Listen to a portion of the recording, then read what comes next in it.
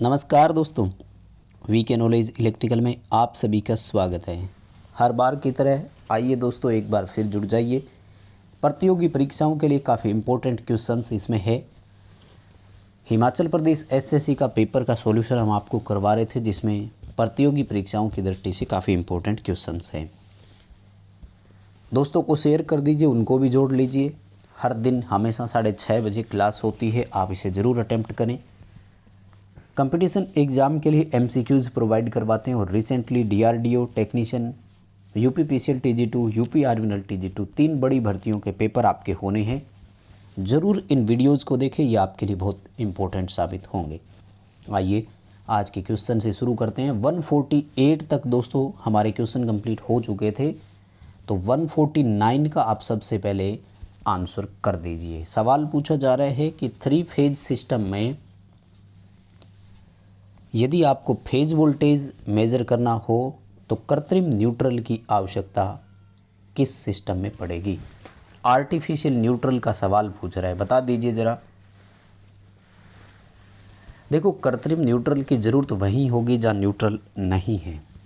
Option देखो किस में न्यूट्रल नहीं है।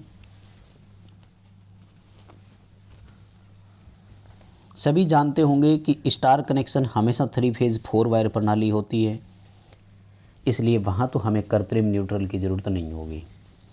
अब देखो, इसने एक ऑप्शन दिया है 4 वायर डेल्टा का।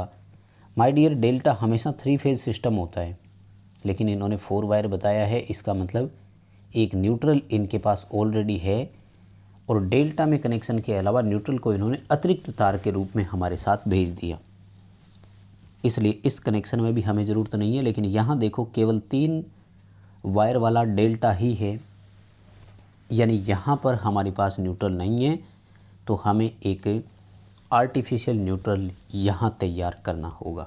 सी उत्तर आएगा दोस्त, 3 वायर डेल्टा कनेक्टेड सिस्टम, क्योंकि इसमें न्यूट्रल नहीं है, केवल 3 तार है। सी उत्तर जिनका भी है एकदम सही। क्वेश्चन नंबर 150 आपके सामने है। आगे बढ़ने से पहले रिक्वेस्ट करूँगा, चैनल से पहली बार जुड़े हैं तो चैनल सब्सक्राइब ज़रूर कर लीजिए। इसी तरह का कंटेंट चैनल पर आपको मिलेगा। हर दिन हम क्लास प्रोवाइड करवाते हैं। डिस्क्रिप्शन में लिंक दिया हुआ है, हमारा एंड्रॉयड ऐप डाउनलोड करें। हर मंडे ऐप में फ्री प्रैक्टिस टेस्ट होता है। आज भी मंडे है तो टेस्ट हुआ है। वैसे तो 5 बजे टेस्ट लिंक डीएक्टिवेट हो जाता है, लेकिन आज हमने आपके लिए ओपन रखा हुआ है, तो आप अभी भी टेस्ट अटेम्प्ट कर सकते हैं। डिस्क्रिप्शन से ऐप डाउनलोड कर लीजिए, लिंक दिया हुआ है, और टेस्ट अटेम्प्ट कीजिए। सवाल 150 का उत्तर देखिए दोस्तों। सवाल पूछ रहा है, धुआं जो फ्यूम होती है उससे प्रोटेक्शन के लिए कौन सा personal protective equipment PPE kit आप काम में लेंगे। माय डियर, धुएं से हमें प्रोटेक्शन अगर देनी है तो सबसे पहले हम नोज मास्क पहनेंगे, क्योंकि नाक के थ्रू, सांस के थ्रू वो अंदर जाता है, तो फेफड़ों पर सीधा इफ़ेक्ट इसका हमें देखने को मिलता है। डी उत्तर करेंगे, नोज मास्क इसके लिए हमें यूज करना होगा। सवाल अगला 151, छाती और पेट पर जब चोट लगी हो तो ऐसे पीड़ित के लिए कौन सी कृत्रिम विधि का उपयोग करेंगे। आर्टिफिशियल रेस्पिरेशन सिस्टम के मेथड्स के बारे में पूछ रहा है, और यहाँ पर आप में से अगर कोई एक नाम ढूंढ रहा हो सिल्वेस्टर विधि, तो वो बिल्कुल सही नाम ढूंढ रहा है। इसके लिए वही उत्तर सूटेबल है। जब छाती या पेट यानी सीने पर चोट लगी हो तो सिल्वेस्टर मेथड का ही उपयोग करते हैं, ये बिल्कुल सही उत्तर है। अब यहाँ बताइए वो कौन सा है। माय डियर, इसका नाम है नेल्सन हेल्गर मेथड। सिल्वेस्टर विधि का ही दूसरा नाम है, ध्यान रखिएगा, ठीक है। सिल्वेस्टर विधि का ही दूसरा नाम है नेल्सन हेल्गर मेथड। तो नेल्सन की हाथ उठाकर पीछे दबाव देने वाली विधि, इसे कहा जाता है। डी उत्तर आपका यहाँ बिल्कुल सही रहेगा। क्वेश्चन नंबर 152 आपके सामने है, कर दीजिए फटाफट उत्तर। क्या कह रहा है कि एक व्यक्ति अभी भी विद्युत आपूर्ति के संपर्क में है, ऐसे पीड़ित को बचाने के लिए आपको कौन सी फास्टेस्ट क्रिया करनी चाहिए, यानी सबसे पहला काम क्या करेंगे। ऑप्शन बहुत सरल है, देखेंगे तो उत्तर आपके भी समझ में आ जाएगा। देखो पहला उत्तर कह रहा है कि हाथ से विद्युत संपर्क से दूर धक्का देंगे या खींचेंगे, बहुत गलत काम है। सप्लाई के चिपका हुआ है तो हाथ कभी नहीं लगाएंगे। उच्च अधिकारियों को इसके बारे में सूचित करेंगे, वो बाद में करेंगे जब उसको सप्लाई से दूर कर देंगे। आपूर्ति दूर करने के लिए मदद के लिए किसी को फ़ोन करेंगे, नहीं। डी उत्तर देखो। स्विच ऑफ करके हम पावर सप्लाई ऑफ करेंगे और इलेक्ट्रिसिटी डिस्कनेक्ट करेंगे, तो डी उत्तर बिल्कुल यहाँ सही है। क्या कह रहे हैं नेक्स्ट क्वेश्चन देखो, है ना। एक फिलामेंट लैंप का वर्किंग टेम्परेचर कितना है। देखो वैसे तो क्वेश्चन है अधूरा, क्योंकि फिलामेंट लैंप जो है ना इसमें ओवरऑल 3 तरह के होते हैं। एक होता है कार्बन फिलामेंट लैंप, दूसरा होता है टंगस्टन फिलामेंट लैंप। टंगस्टन वाले होते हैं 2 तरह के, एक को बोलते हैं निर्वात लैंप और एक को बोलते हैं गैस भरा। खैर मैं आपको तीनों के ही करवा देता हूँ, ध्यान से देखिएगा। कार्बन लैंप का कार्यकारी तापमान 2000 डिग्री सेंटीग्रेड होता है।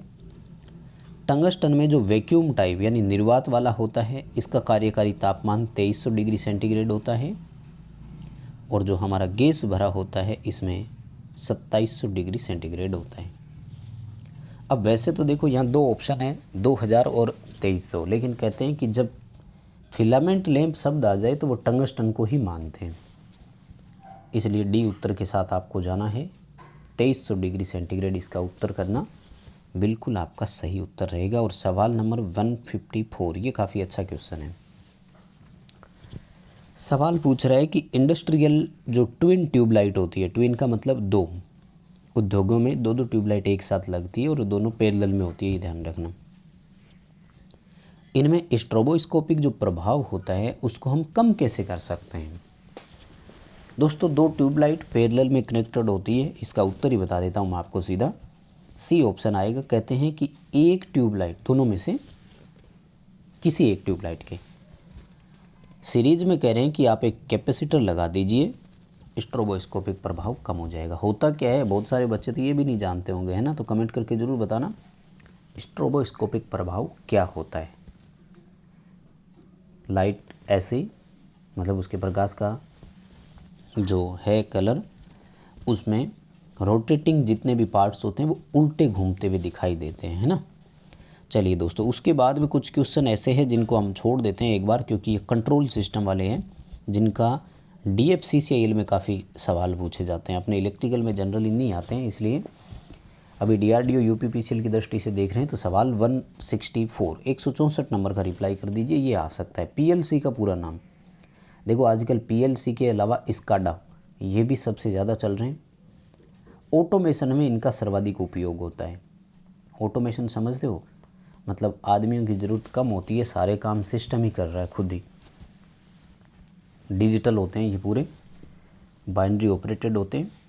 इनका पूरा नाम होता है प्रोग्रामेबल लॉजिक कंट्रोलर, ठीक है। यानी ऐसा प्रोग्राम किया हुआ है हमने जिसमें लॉजिक डाल दिया तो वो कंट्रोल करेगा। सप्लाई में ऑटो ट्रिपिंग है तो ऑन ऑफ भी हो जाता है कि एक ट्रिप हुआ तो दूसरा ऑटोमेटिक आ भी जाता है। 165 165 नंबर सवाल, सिलिकॉन स्टील से निम्न में से कौन बना होता है। बेरिंग, शाफ्ट, स्टेटर की कोर। सिंपल सा ही है ना ये तो। सिलिकॉन स्टील का उपयोग कहाँ होता है, स्टेटर की कोर सिलिकॉन स्टील की है ना, ए ऑप्शन ठीक है। बेरिंग किसके होते हैं, बेरिंग बनते हैं दोस्तों क्रोमियम स्टील के, या क्रोम स्टील बोलते हैं। सबसे कठोर धातु होती है, घिसने से घिसता नहीं है, तोड़ने से टूटता नहीं है। शाफ्ट जनरली माइल्ड स्टील की बताई जाती है, जिसे आप नरम लोहे की कैटेगरी में रख सकते हो, माइल्ड स्टील, है ना। अगला सवाल, ये काफ़ी अच्छा क्वेश्चन है, हमने भी कई बार करवाया है। और अभी 9 अक्टूबर को एक पेपर हुआ है इलेक्ट्रिशियन इलेक्ट्रिकल का, इसी में हिमाचल प्रदेश SSC में सेम क्वेश्चन उसमें भी पूछ लिया कि डबल केज जो स्क्रूल केज मोटर होती है उसमें क्या होते हैं। कई बार हमने करवाया है ना। डबल केज का मतलब होता है रोटर पर 2 समांतर वाइंडिंग, ठीक है। रोटर पर 2 समांतर वाइंडिंग होती है, जिसमें से एक को आउटर केज बोलते हैं और एक को इनर केज बोलते हैं। खैर इस पर मैंने डिटेल से क्लास दी हुई है दोस्तों, तो मैं रिक्वेस्ट करूँगा कि आप उस क्लास को ही जाकर देखें, ताकि वहाँ आप और इसे अच्छे से समझ सके, क्योंकि इसमें ये भी पूछा जाता है हाई रेजिस्टेंस लो रिएक्टेंस किसका होता है, इनर केज किसकी बनी होती है, स्टार्टिंग में टॉर्क के लिए ज़्यादा महत्व कौन प्रदान करेगा। ऐसे क्वेश्चन भी कई बार इसमें पूछे गए हैं। 167 167 नंबर का रिप्लाई कर दीजिए भाई। क्या पूछ रहा है, एक इंडक्शन मोटर किसके एनालॉग है। एनालॉग मतलब होता है समरूप। देखो मैंने कई बार बताया है, आप कीजिए सवाल, बताता हूँ मैं तब तक आपको। इंडक्शन मोटर का कार्यकारी सिद्धांत बिल्कुल म्यूचुअल इंडक्शन का सिद्धांत होता है। इंडक्शन मोटर में भी इंड्यूस ईएमएफ को हम स्टैटिक इंड्यूस ईएमएफ बोलते हैं, और यही दोनों चीज़ें हम किसके लिए बोलते हैं, ट्रांसफार्मर के लिए। तो कहते हैं कि अगर एक ट्रांसफार्मर की सेकेंडरी को शॉर्ट कर दिया जाए, क्योंकि इंडक्शन मोटर का रोटर शॉर्ट सर्किटेड होता है ना, रोटर की को एंड रिंग के थ्रू शॉर्ट करते हैं, या स्लिप रिंग इंडक्शन मोटर है तो उसमें बाहरी रेजिस्टेंस के थ्रू शॉर्ट करते हैं। स्टेटर को हमने सप्लाई दी, जैसे स्टेटर हो गया ट्रांसफार्मर की प्राइमरी वाइंडिंग, रोटर हो गया ट्रांसफार्मर की सेकेंडरी वाइंडिंग। यानी इंडक्शन मोटर और 2 वाइंडिंग वाला ऐसा ट्रांसफार्मर जिसकी सेकेंडरी शॉर्ट हो, दोनों एक ही बात है। बी उत्तर आएगा। ये काफ़ी अच्छा क्वेश्चन है, एग्ज़ाम की दृष्टि से बहुत इंपॉर्टेंट क्वेश्चन है, और ऐसे क्वेश्चन आज के लिए एग्ज़ाम में आने चाहिए। 168 169 2 क्वेश्चन लगातार आपके सामने है, दोनों का फटाफट उत्तर दे दीजिए। क्या करेंगे, रोटर ब्लॉक टेस्ट जब करते हैं तो कौन सी हानि को हम नगण्य मान लेते हैं, न के बराबर है। सबसे पहले तो मैं बता दूं रोटर ब्लॉक टेस्ट करते क्यों हैं। जब हमें मोटर में तांबा हानि पूर्ण भार पर कॉपर लॉस जब ज्ञात करना हो तो रोटर ब्लॉक टेस्ट किया जाता है। ये डीसी मोटर के ब्रेक टेस्ट और ट्रांसफार्मर के शॉर्ट सर्किट टेस्ट के समान होते हैं। सी उत्तर आएगा। यांत्रिक हानि और लोहे हानि दोनों को इसमें नगण्य माना जाता है, यानी उस समय ये मान लिया जाता है। इसके पीछे कई कारण भी होते हैं क्यों मान लिया जाता है, अगले पेपर में इसका क्वेश्चन है तो मैं आपको बताऊंगा ऐसा क्या था कि हमने लोहे हानि को नगण्य मान लिया। सवाल 169 नंबर क्वेश्चन कह रहा है कि इंडक्शन जनरेटर में स्लिप हमेशा कैसी होती है। वैसे तो ध्यान रखना प्रैक्टिकली इंडक्शन जनरेटर का कोई यूज नहीं है, और इंडक्शन मोटर में स्लिप कर्व की एक विशेषता आती है जो यहाँ से चलती है, ऐसे आपने देखा होगा है ना, ग्राफ आयताकार परवलय बोलते हैं इसको, है ना, रेक्टेंगल हाइपरबोला, वहीं से ये क्वेश्चन निकल कर आता है। मोटर को एक जनरेटर के रूप में जब काम में लेंगे तो स्लिप हमेशा नेगेटिव होगी। स्लिप नेगेटिव इसलिए होगी कि मोटर की जो रोटर गति है वो सिंक्रोनस गति से ज़्यादा होती है ऐसे मामले में, क्योंकि बाहरी बल देकर हमने उसकी गति को और ज़्यादा बढ़ाया है। बी उत्तर आपका यहाँ सही रहेगा। सवाल 170 प्रति फेज अप्लाइड वोल्टेज अगर आधा कर दें तो स्क्विरल केज इंडक्शन मोटर का स्टार्टिंग टॉर्क कितना होगा। मैं आपको एक फॉर्मूला बताता हूँ, आप उसके अनुसार उत्तर देने का प्रयास करें। इंडक्शन मोटर का टॉर्क उसके सप्लाई वोल्टेज के वर्ग के समानुपाती होता है, ठीक है। अब देखो भाई, अगर वोल्टेज को आधा कर दिया तो 1/2 का वर्ग करो, उत्तर कितना आएगा 1/4, यानी वो अपने इनिशियल मान का 1/4 होगा। अपना यहाँ सी उत्तर सही होगा। चलिए दोस्तों अगला सवाल देखो 171 क्या कह रहा है आपसे कि यदि एक 3 फेज सप्लाई सिस्टम में मोटर में स्टेटर की 3 फेज आपूर्ति की आवृत्ति में यदि वृद्धि की जाती है तो उसकी सिंक्रोनस गति पर क्या प्रभाव पड़ेगा। सिंपल क्वेश्चन है, आई थिंक आप आराम से उत्तर कर सकते हैं, कीजिए तब तक मैं आपको उत्तर बताता हूँ। देखो सिंक्रोनस गति ज्ञात करने के लिए फॉर्मूला होता है F × 120/पोल।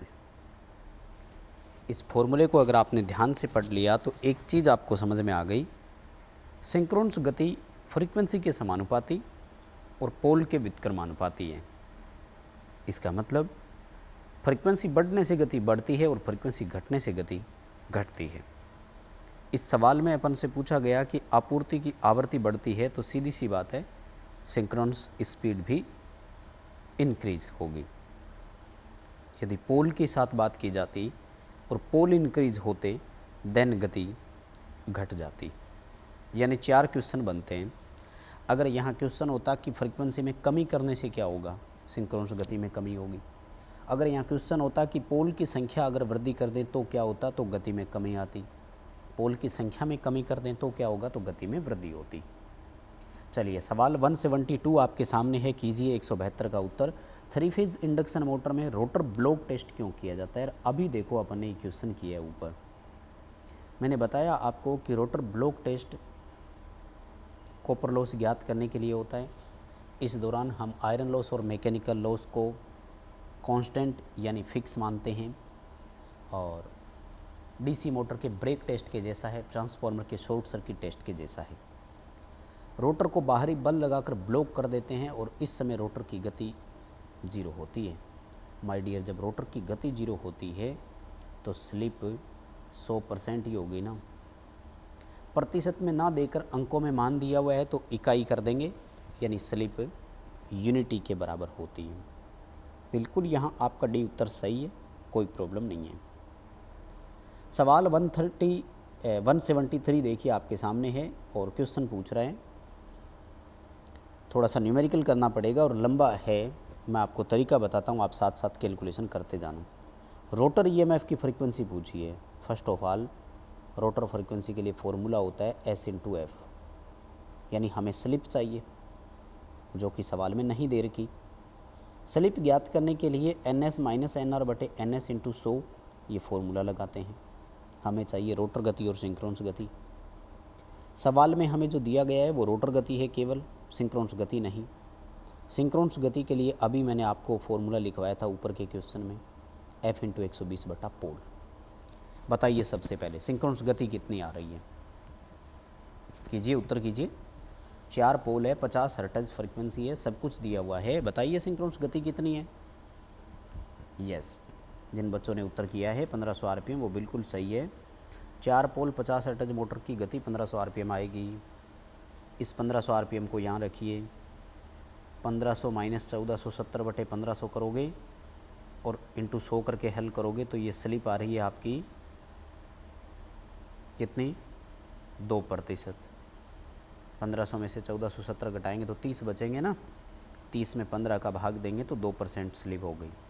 अब यहाँ मान रख दो, इसमें 2% है तो 2/100 × 50। माय डियर, आपकी रोटर फ्रीक्वेंसी हो गई 1 हर्ट्ज, जो कि आपके ए ऑप्शन में है। ए ऑप्शन के साथ ही हमें यहाँ जाना है। सवाल 174, 3 फेज इंडक्शन मोटर का स्टार्टिंग टॉर्क कैसा होता है। अभी किया था, देखो जस्ट एक क्वेश्चन इन्होंने पूछा था कि अगर अप्लाइड वोल्टेज को आधा कर दें तो मोटर का टॉर्क क्या होगा, यही क्वेश्चन पूछा था ना। तो भैया टॉर्क के बारे में हम सब जानते हैं कि वो सप्लाई वोल्टेज के वर्ग के समानुपाती है। देखो इसलिए कहते हैं कि पेपर को अच्छे से पढ़ना। अगर आपको एक क्वेश्चन आ रहा है तो यहाँ आप 2-3 क्वेश्चन कर सकते थे, यानी एक दूसरे से जुड़े हुए क्वेश्चन है, साफ साफ हमें नज़र आ रहे हैं। 175 देखो, 3 फेज मोटर को इस प्रकार डिज़ाइन करते हैं कि रनिंग के समय रोटर का क्या होना चाहिए। माय डियर, हम सब जानते हैं कि जो स्टार्टिंग टॉर्क होता है ना, वो तो रोटर प्रतिरोध के समानुपाती है, लेकिन रनिंग के समय प्रतिरोध रोटर वाला कम हो जाए। क्यों? क्योंकि रनिंग के समय प्रतिरोध ज़्यादा होगा तो कॉपर लॉस बहुत अधिक होगा, एफिशिएंसी घट जाएगी। इसीलिए तो स्लिप-रिंग मोटर में हमने केवल स्टार्टिंग के समय बाहरी प्रतिरोध जोड़ा, रनिंग में हटा दिया, यानी रनिंग में हमें कोई प्रतिरोध नहीं चाहिए। लो रेजिस्टेंस होना चाहिए रनिंग के समय। चलिए सवाल 176 भी आपके सामने ही है और छोटा सा क्वेश्चन है, मुझे लगता है सब बच्चे इसका उत्तर अच्छे से करेंगे। जनरेटिंग वोल्टेज और फ्रीक्वेंसी भारत में लगभग कितना है। इस क्वेश्चन में तो किसी को कोई समस्या नहीं होगी ना बताऊं उत्तर, सभी कॉन्फिडेंट हो ना। शाबाश, बी उत्तर सही है आप सबका। 11 किलोवोल्ट और 50 हर्ट्ज की फ्रीक्वेंसी, सामान्यतः भारत में विद्युत उत्पादन इसी पर होता है। सवाल 177, ट्रांसमिशन लाइन में जो हम यूज करते हैं तांबा, उसका वज़न किसके समानुपाती है? दोस्तों वोल्टेज के वर्ग के समानुपाती है। हाई वोल्टेज आप यूज़ करेंगे तो कॉपर का जो वज़न है वो आपको और ज़्यादा देखने को मिलेगा, यानी वोल्टेज के वर्ग के समानुपाती है। ठीक है, सवाल 178 और 179 फटाफट से दोनों का उत्तर कर दो। प्राइमरी डिस्ट्रीब्यूशन के लिए मोस्ट सूटेबल कौन है? दोस्तों मैंने वैसे तो आपको कई बार ये क्वेश्चन कराया, लेकिन एक बार और करा दूं। 4 तरह के डिस्ट्रीब्यूशन और ट्रांसमिशन है। प्राइमरी डिस्ट्रीब्यूशन होता है 650 वोल्ट से अधिक पर, ठीक है, लेकिन 11 किलो वोल्ट तक। तो यहाँ कौन सा ऑप्शन रहेगा आपका? बी उत्तर सही है। अब सुनिए, सेकेंडरी डिस्ट्रीब्यूशन कहाँ होता है? तो 650 वोल्ट तक का जो होता है ना, 0 से 650, वो सेकेंडरी डिस्ट्रीब्यूशन है, लाइक आपका सी ऑप्शन। उसके बाद में आता है दोस्तों 33 केवी। 33 केवी है आपका सेकेंडरी ट्रांसमिशन, और 33 किलो वोल्ट से अबोव यानी ऊपर जो है वो है आपका प्राइमरी ट्रांसमिशन। 4 वोल्टेज यहाँ बनती है, चारों को आप अच्छे से याद रखें। सवाल देखो 179 आपके सामने है। भारत में अधिकांशतः हाई वोल्टेज ट्रांसमिशन कैसा होता है? देखो भारत में जो ट्रांसमिशन हाई वोल्टेज का है वो या तो 400 केवी का है या 220 केवी का है, जानते हो ना सभी। और अंडरग्राउंड की एक कमी है कि अंडरग्राउंड केबल को हम 132 केवी तक ही काम में लेते हैं, इससे ज़्यादा नहीं। इसका मतलब अपना यहाँ बी उत्तर सही होगा। ओवरहेड के लिए हम सबसे ज़्यादा काम में लेते हैं। तो बस दोस्तों यही करवाएंगे आज के इस वीडियो में। वीडियो लाइक ज़रूर कर देना, अपने दोस्तों को फॉरवर्ड कर देना। लाइक वाला बटन तो दबा ही दो यार। ऐप डाउनलोड कर लो, वेबसाइट से इस पेपर की PDF डाउनलोड कर लो, लिंक डिस्क्रिप्शन में दिया हुआ है। दोस्तों को शेयर ज़रूर कर देना। बहुत बहुत धन्यवाद।